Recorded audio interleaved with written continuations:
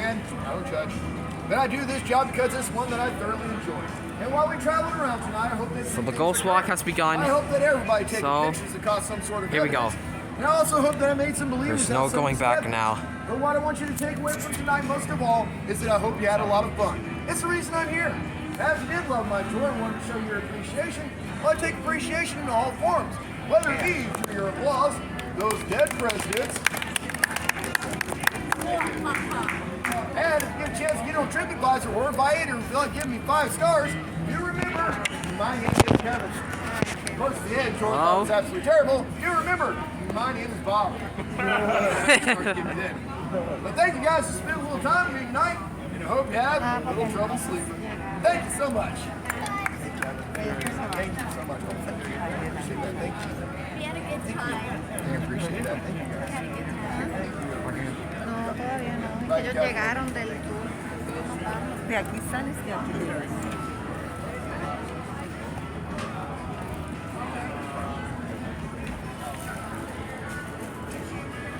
Where did he came from?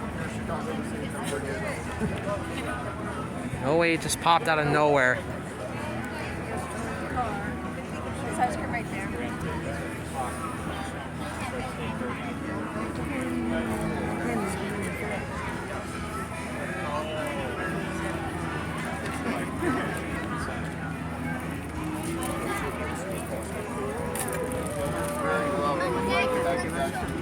Put it out, guys.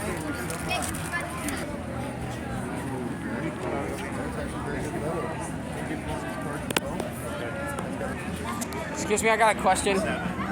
Will we die from this? Depends on if you have any heart conditions. Okay then. Why the fuck did I ask him that question? Everybody for the 9 p.m. Ghost Tour. Step right on over. Here goes nothing. There's no turning back now.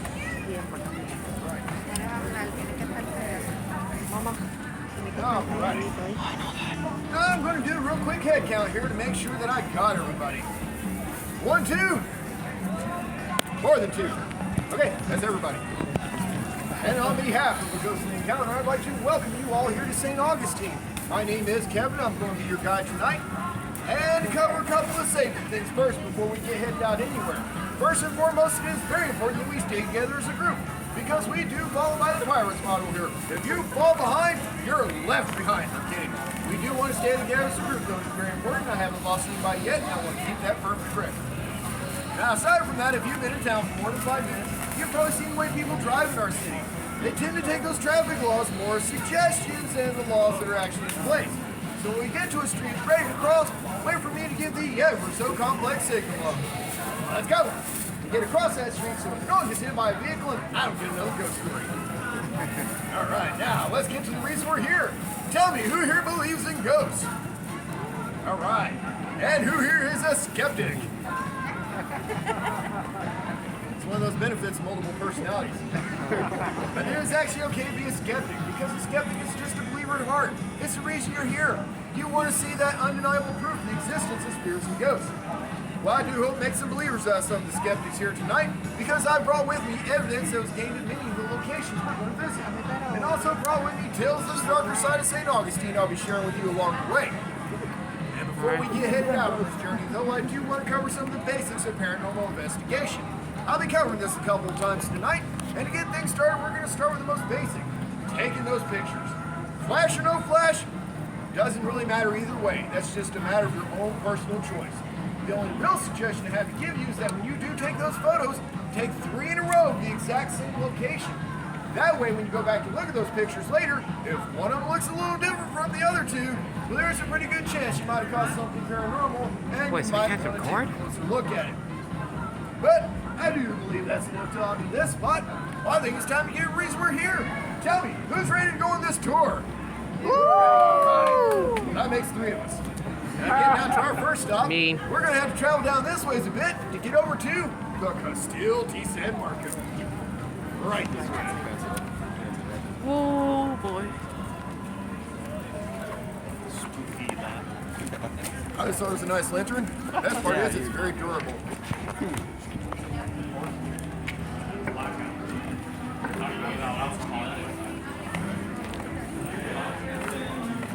else that helps with collecting is last one we have is a nice old-fashioned natural black canvas on it. Those are some cherries. Next thing you know, down here my penis. About to take the old plastic. Durable is good.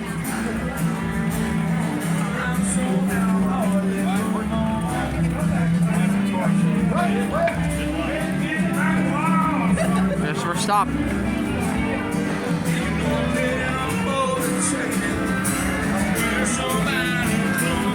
This is music.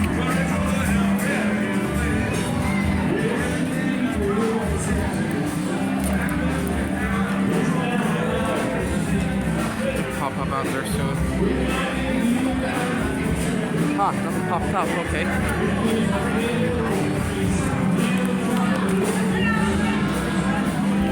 How about now?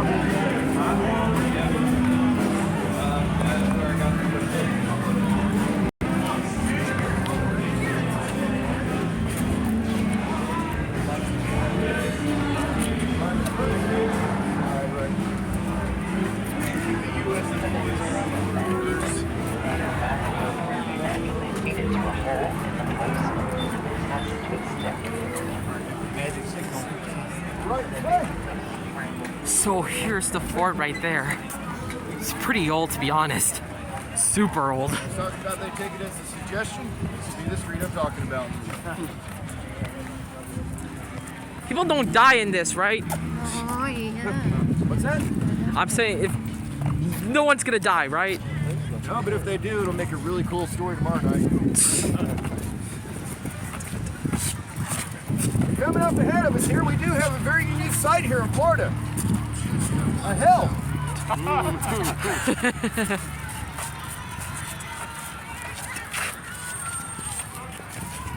Sorry, this video's kind of bad quality. Check it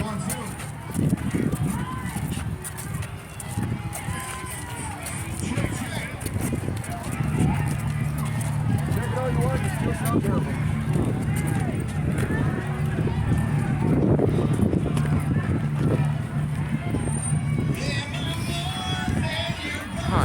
Flashlight here, so oh, I can't activate this. Well, that's not cool.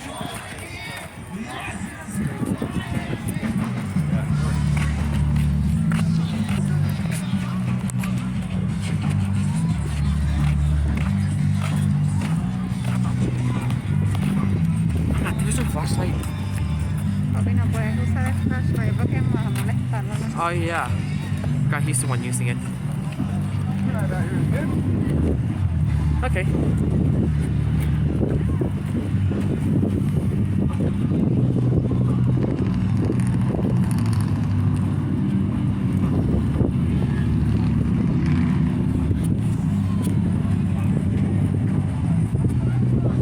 Yes, we have now arrived at the Castillo de San Marco.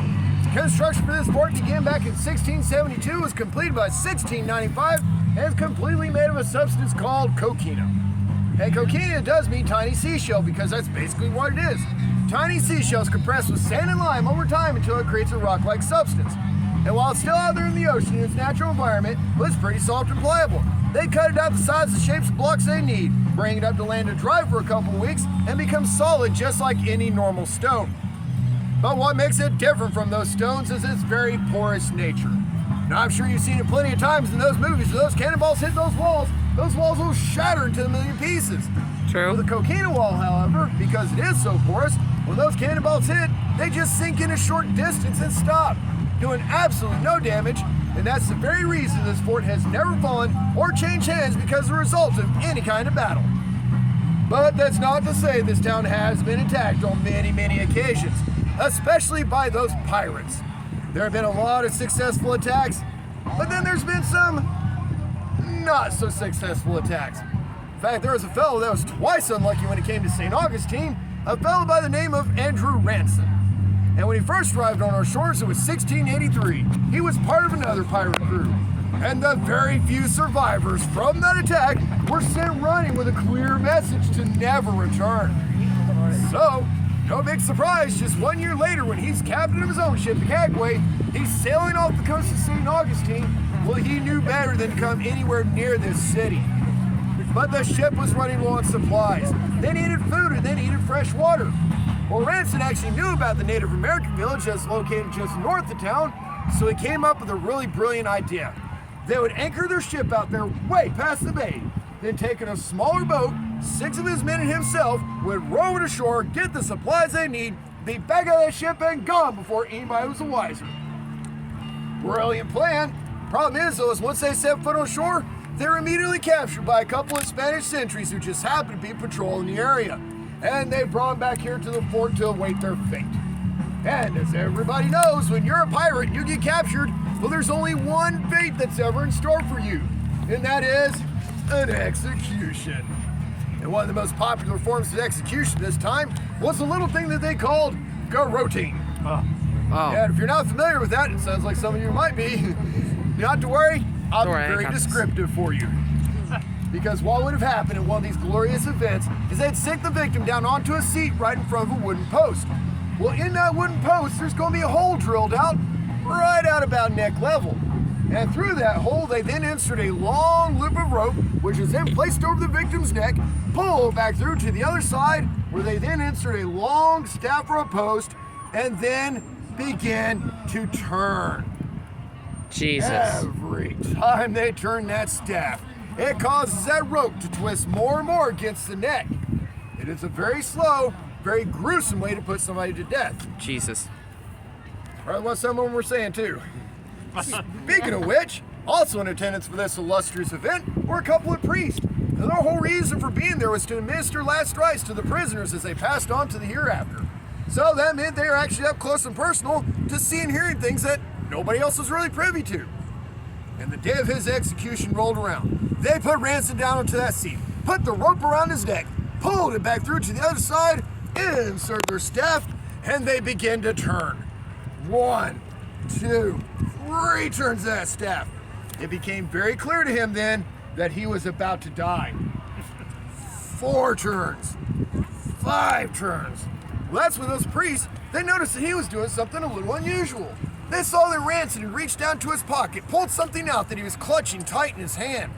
But not only that, he was saying words that seemed to be so important to him to get them out past that rope, no matter how tight it was against his neck. But as they were the only ones that were close enough to see or hear any of this, the execution continued. 6 turns, and then that 7th and final turn, the rope snapped completely in 2. Ranson fell forward in his seat, gasping for air, his face turning all shades of colors back to its natural one, maybe even slightly paler than he started with. Well, that's when those priests, they rushed forward, grabbed him up off that seat, rushed him into the church, slammed locked the door, and declared sanctuary. They said it was divine intervention, that God had decided this man was not meant to die this day. And what they used for their belief was what they'd witnessed. The item that Ransom was holding in his hand was a rosary. And the words he was trying to get out past that rope were the words to a Catholic prayer. This is very unusual for the time, because the English at this time, well, they're mostly Protestant. To find one who was actually Catholic was such a very rare thing. So an English Catholic man holding a rosary, saying a prayer, and all of a sudden the rope snaps. That's all the evidence they needed. The governor, though, he had a different opinion. He thought it was due to the fact that the rope was just old and moldy and bound to snap anyway. So he demanded they go get a fresh rope, bring Ransom right back out, and get that execution started right the second time. The priest refused to budge. Well, this went back and forth for a couple of weeks until they finally come to a new agreement. The governor then approached Ransom with a new deal.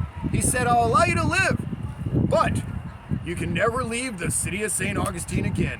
It's going to become your new home. And furthermore, you're going to be put to hard physical labor, helping us finish build this fort to become the defense for our city." Turns out, it worked out well for everybody. Because while Ransom was, admittedly, a very terrible pirate, well, it turns out he was quite the accomplished engineer. Because he was, in fact, one of the ones who helped put in a lot of the defense designs they incorporated into that fort on its completion. And it's also not too much of a stretch to know that just a few years down the road, he had no problem at all raising arms against his own countrymen in defense of the city. That might sound like the actions of somebody trying to save their own neck. But if you knew more about Ranson, you'd understand. He never really even knew his own countrymen, because from the very day he was born, his mother was dying during childbirth, and the only gift that she had to give to him in this world was a rosary. The very same rosary he held the day of his execution. And then it was only because of a promise that she made the Father give her on her dying breath is the only reason that Ranson himself didn't follow her to the grave. Instead, the Father sent his son off, never seeing him again, to be raised on the isle of Jamaica by a wet nurse. And that's where he learned his craft of sailing, which, admittedly, he didn't get a great grasp at that one. And that of engineering, which he did, because it saved his life that day with a twist of fate. And though it is a fact that Andrew Ranson did survive that day and lived a very long life here in St. Augustine, there were so many others that met their unfortunate end on these very grounds. Whether it be through war, famine, disease, or destruction, so many lives lost on these very grounds, and their souls sometimes still linger. We know this by the many photos that have been taken here in the fort. A lot of those photos taken on a tour are much like this. In fact, I do have one of those photos with me here tonight. This was one that was taken by someone much like you guys, a visitor to our city, taken 2 months ago up that corner tower you see right there behind me. Now you direct your attention up there, you'll see that it's remarkably lacking in lights up there. In fact, it's pretty dark. The only lights around this fort are the ones around the base of the wall pointing directly at the fort wall itself. That nice clear white color, no odd colors to it whatsoever. So it does make this photo that I'm about to show all of you a little hard to explain. And with every bit of evidence I present to you guys this evening, pictures included, not to worry, I'm going to make sure that everybody gets a chance to share in the misery.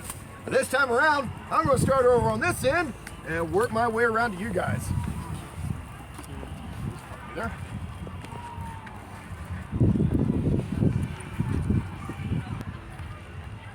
I'll get you guys back there too here in a minute.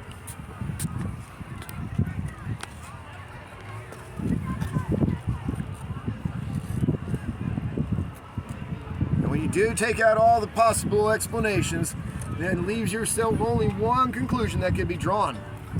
Now, whether it's actually a spirit or a ghost or not, that I can't say. All I can tell you is that it's not a naturally forming light source up there above that fort. Well, yeah. Question. Yes. If you were alive in the 16th century, how are you still alive here? If you're alive in the 16th century, you're either undead, a zombie, a vampire, or just have really good health. Or you're an immortal. Or an immortal.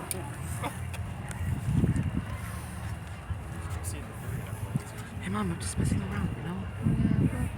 I know, just to be funny, okay? But honestly, that fort itself, that's not the creepiest part about this stop. And if I had a conscience, well, I might actually feel pretty bad right now. But I don't, so I'm good. No, the creepiest part about this stop, as I said, is not the fort itself, but the grounds all around the fort. Because while we're standing on top of right now, which just happens to be St. Augustine's largest unmarked burial site, there are literally thousands of bodies buried all around this fort, including beneath our feet. And how did they die? Well, lots of methods. In fact, I'm about to get to those. Because this would occur during those long battles with the Spanish. They'd come out after those long battles, dig long trenches in here into the soil, kick the bodies of their fallen enemy inside those trenches, and cover with dirt. And sometimes those enemy, they weren't entirely dead when they went to the ground. They were just practical that way. And now that you know why the ground is all soft and squishy, well, I can't think of a better time or a better place to take some photos here at the fort. So you gotta take as many photos as you like, and of course, if you have any more questions, don't hesitate to ask me whatsoever. Because when we do leave this spot, the next place we're going is a place that everybody's just dying to get into. And yes, the jokes are gonna get worse. And answer that question, what they die from? I'm guessing lead poisoning. Or food poisoning.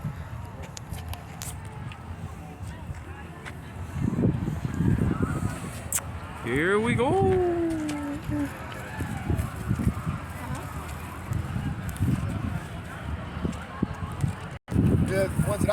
unfortunately. One would have to be that white marks you see on the wall there. That's actually not patchwork to cover up holes. That was placed there when the Spanish first built this fort as a plaster to cover the entire fort itself. The fort itself would be done all in that white color with the very top of it being a red color. Now the reason they did this was because flags are kind of small and really hard to see at sea.